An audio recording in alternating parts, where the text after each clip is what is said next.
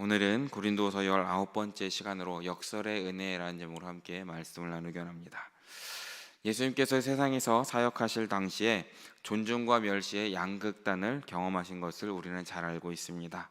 어떤 사람들에게 예수님은 하늘의 주님이셨고 소망과 꿈을 이루어주시는 분이셨고 영원한 용서와 행복과 평화와 기쁨의 근원이었고 소망을 이루는 분이라고 엎드려 경배했던 사람들이 있었습니다.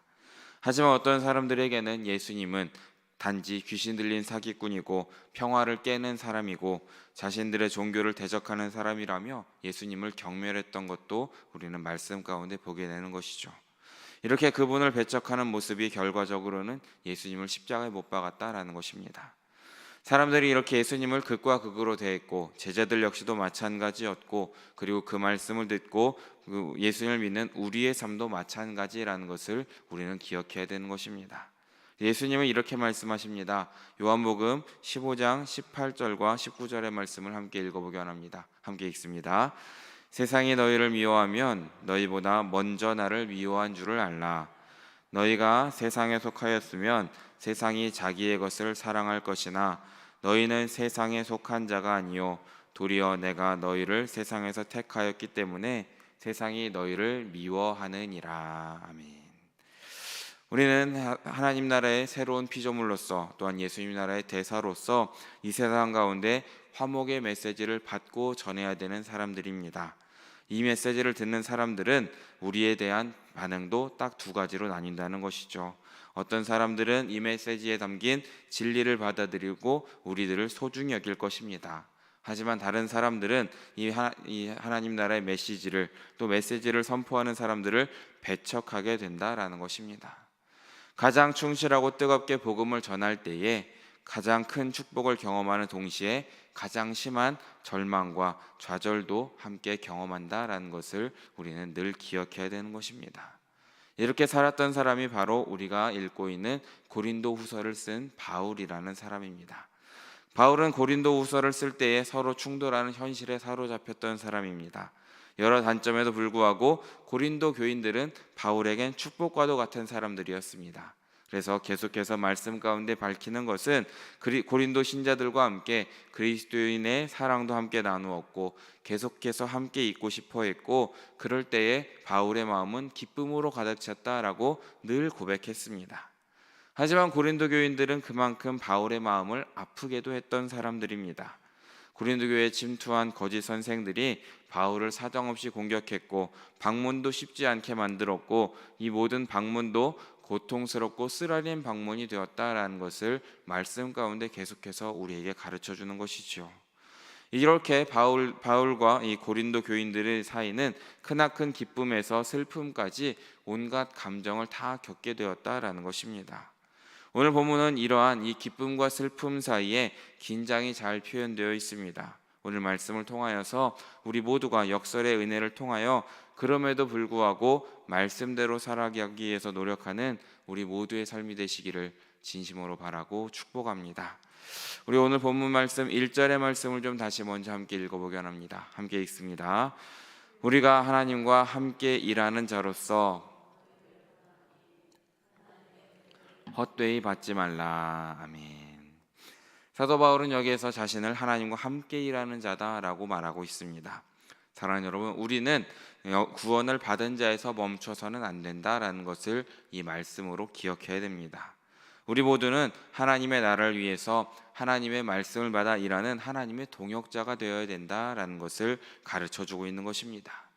본래 우리는 하나님의 동역자가 될 만한 사람들이 아닙니다.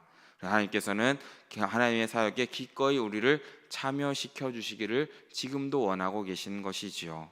하나님의 방법은 사랑이기 때문에 우리를 사용하시기에 기뻐하신다라는 것입니다. 그리고 우리는 믿음으로 하나님의 동역자가 되는 그 영광을 얻게 되었다라는 것입니다. 이 모든 것이 하나님이 공짜로 주시는 하나님의 은혜라는 것을 기억하시기 바랍니다. 하지만 공짜로 우리에게 주어진다고 해서 하나님의 은혜가 값어치가 없는 것이 아니라는 것입니다. 하나님의 은혜가 도무지 값으로 매길 수가 없기 때문에 우리에게 공짜로 주시는 것입니다. 우리가 도무지 값을 치를 수가 없기 때문에 하나님 편에서 공짜로 주시는 것이 은혜이고 선물이다라는 것입니다. 근데 이 값을 매길 수 없는 은혜를 우리가 값어치 없는 은혜로 전락을 시킬 때가 많다라는 것입니다. 고린도 성도들이 그랬다는 것이죠. 도덕적으로 타락해서 은혜 받지 못한 자와 차별 없는 삶을 살았던 것입니다.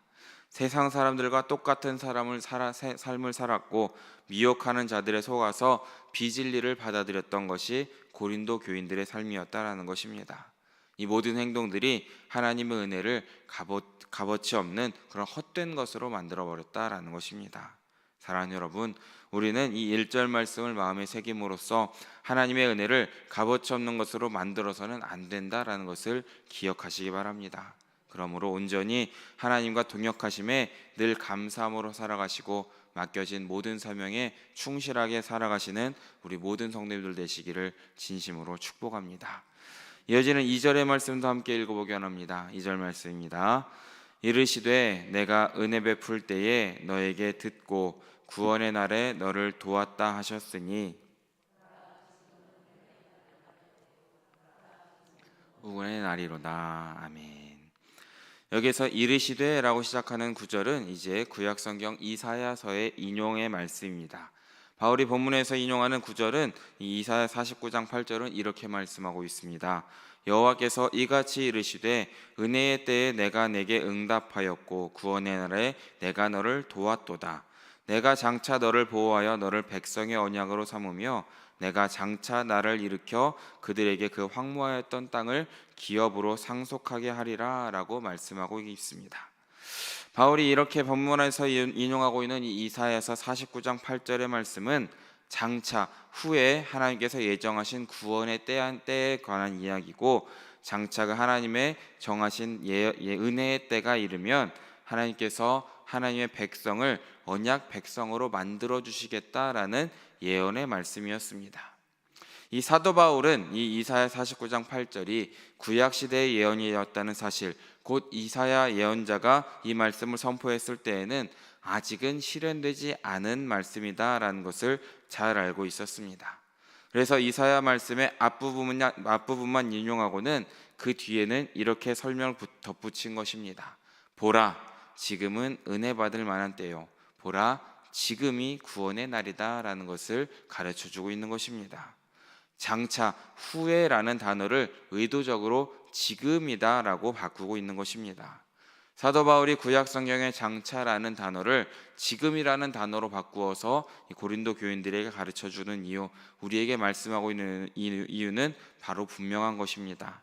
사도 바울의 시대에는 이미 예수님께서 오셔서 하나님의 구원을 완성하셨다라는 것을 잘 알고 있었던 것입니다. 그러기에 하나님의 은혜의 때와 구원의 날은 더 이상 장차 후에 있을 일이 아니라 바로 구원의 날은 오늘이고 은혜의 때가 지금이다라는 것을 사도 바울은 우리에게 가르쳐주고 있는 것입니다.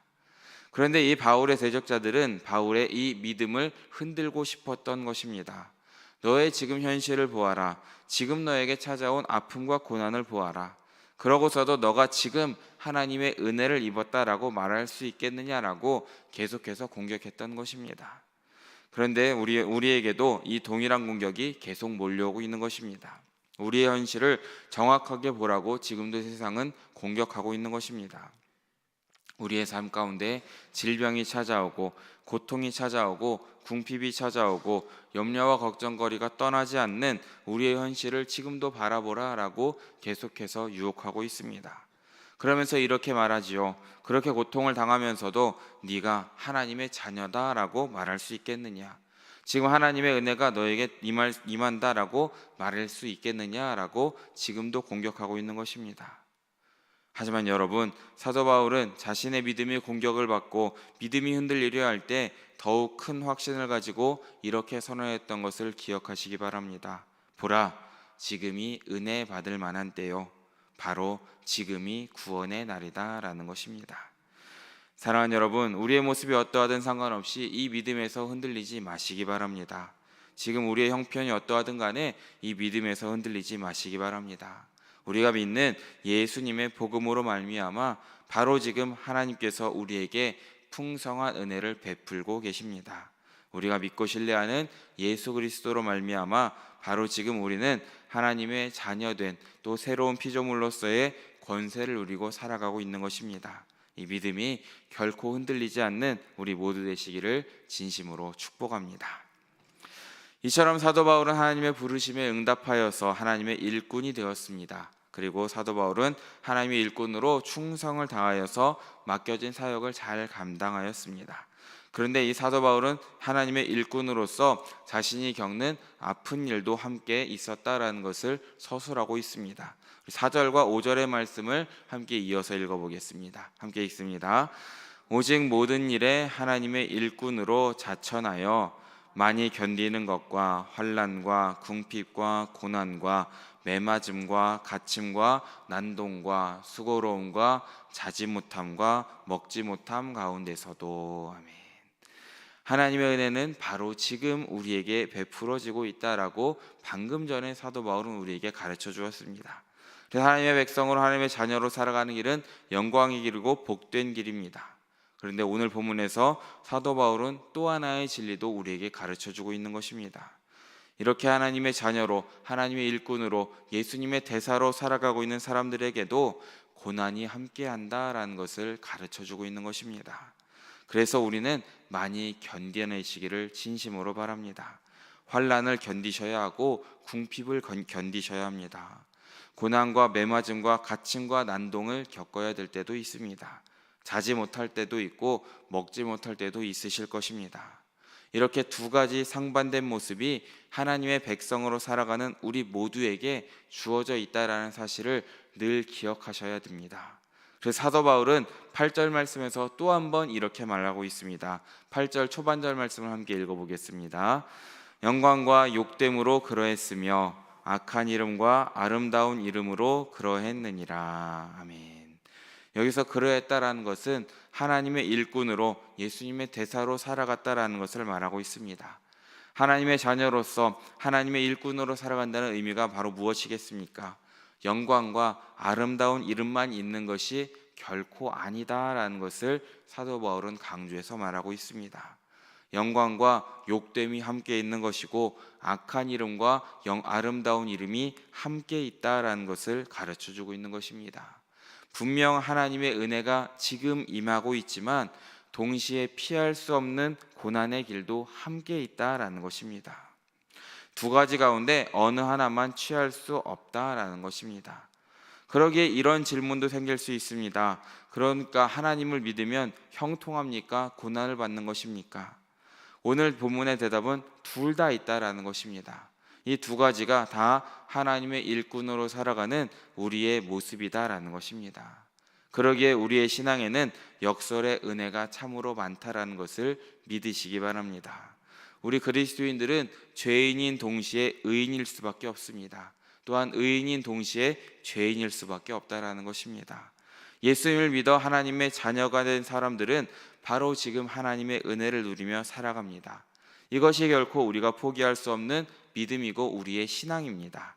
그런데 동시에 예수님을 믿어 하나님의 자녀가 된 사람들 역시도 이 세상을 살아가면서 많은 고난을 당하게 된다는 건 역시도 성경의 가르침이다라는 것입니다. 그래서 사도 바울은 이제 그 역설의 은혜를 함께 서술합니다. 8절 후반절부터 10절까지 마지막으로 함께 읽어보기 원합니다. 함께 읽습니다. 우리는 속이는 자 같으나 참되고 무명한 자 같으나 유명한 자요.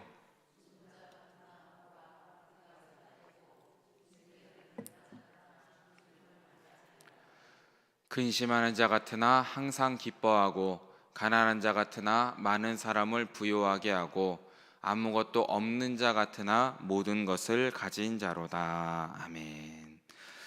사랑하는 여러분, 우리 그리스도인들은 속이는 자 같다라고 먼저 이야기하고 있습니다. 우리가 믿고 선포하는 이 하나님의 말씀, 신앙의 진리는 언뜻 보면 모순된 것처럼 보입니다. 그러니까 말장난을 하면서 다른 사람을 속이는 것처럼 보일 수도 있습니다. 하지만 우리는 이 모순된 것을 믿는 것이 아니라 역설의 은혜를 믿는 사람들이다라는 것입니다. 그때에 우리의 믿음도 참되고 우리의 신앙도 참되게 되는 것이고 우리가 믿고 의지하는 예수님의 복음이 참되게 된다라는 것을 기억하시기 바랍니다. 또한 우리 그리스도인들은 무명한 자 같다라고 말합니다. 누가 우리에게 주목을 하겠습니까? 이 세상은 우리에게 관심을 주지 않습니다. 하지만 사랑하는 여러분, 우리는 하나님의 자녀이기 때문에 하나님께서 우리 한 사람 한 사람을 머리털까지 세신 바 되셨다라고 고백하고 있습니다. 하나님께서 늘 관심을 갖고 살펴보시는 하나님의 보배로운 존재라는 것을 기억하시면서 세상에서는 무명한 자인 것 같이 보여도 천국에서 유명한 자라는 것을 믿으시기 바랍니다. 우리 그리스도인들은 죽은 자 같습니다. 하지만 우리는 살아있는 사람들입니다. 그리스도인들은 하나님께 징계를 받는 것처럼 보일 때도 있지만 죽음과도 같은 절망에는 결코 빠지지 않는다라는 것을 기억하시는 우리 모두 되시길 진심으로 바랍니다. 또한 우리 그리스도인들은 근심하는 자 같습니다. 하나님의 자녀로 살아가고 하나님의 일꾼으로 충성을 다하기 위해 노력하지만 여전히 우리의 삶 가운데는 걱정과 근심이 멈추지 않습니다. 하지만 이 근심하는 자의 모습도 그리스도인들의 정체성이 맞습니다. 하지만 그것만으로는 다 설명할 수 없습니다. 왜입니까? 우리 그리스도인들은 근심하는 자 같지만 항상 기뻐하는 사람들이다라는 것입니다. 걱정과 근심의 거리가 가득하지만 우리 마음 가운데 성령님께서 주시는 기쁨이 늘 충만하게 넘치시길 진심으로 바라겠습니다. 우리 그리스도인들은 가난한 자도 같습니다. 그래서 사도 베드로는 성전 미문에서 앉아 구걸하던 안진뱅이에게 이렇게 고백합니다. 은과 금은 내게 없다라고 고백하지요. 우리 그리스도인들은 가난한 자 같습니다. 하지만 사도 바울은 이렇게 선언합니다. 많은 사람을 부유하게 하는 자들이다라고 말합니다. 사도 베드로가 예수 그리스도의 이름으로 안진뱅이를 일으켜 세우듯이 우리 역시도 수많은 사람들에게 하나님의 말씀을, 하나님의 은혜를 나누어 주는 그런 사람들이다라는 것을 기억하시기 바랍니다. 그러게 사도 바울은 10절 후반절에서 이렇게 마지막으로 선언을 합니다. 우리 그리스도인들은 아무것도 없는 자 같으나 모든 것을 가진 자다라는 것을 우리에게 말해주고 있는 것입니다. 말씀을 정리합니다. 사랑하는 여러분, 우리의 삶 가운데는 분명 큰 아픔과 고통이 늘 찾아오고 있습니다. 그것이 우리 그리스도인들의 삶입니다. 하나님의 자녀로 살아가는 우리 그리스도인들에게도 고난과 아픔과 슬픔이 늘 함께 있는 것이 맞습니다. 그저 있는 것이 아니라 매우 많습니다.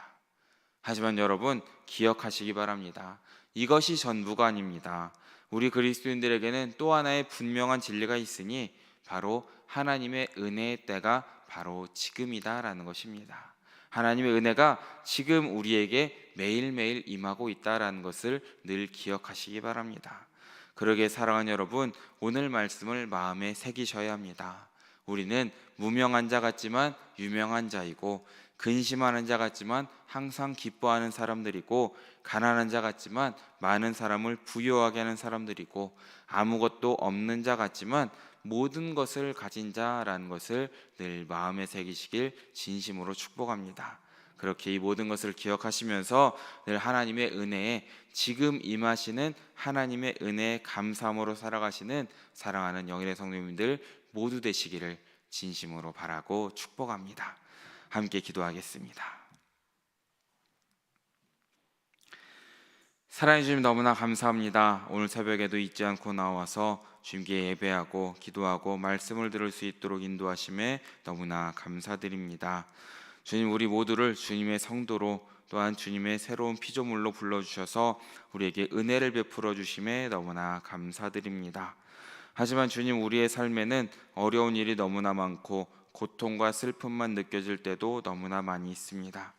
그럼에도 불구하고 우리를 살피시고 도우시는 주님이 계시다는 사실을 잊지 않을 수 있도록 주여 우리와 함께하여 주시옵소서. 그 역설의 은혜를 붙잡고 믿음 가운데 살아가는 우리 모두의 삶이 될 수 있도록 주여 인도하여 주시옵소서. 또한 이 믿음을, 이 은혜를 우리 주위에 있는 믿지 않는 많은 사람들에게도 담대하게 전하고 십자가를 드러내는 그런 삶이 될 수 있도록 우리에게 은혜를 베풀어 주시옵소서. 모든 말씀 언제나 함께 하시고 우리의 모든 것 되시는 예수 그리스도의 이름으로 기도드립니다.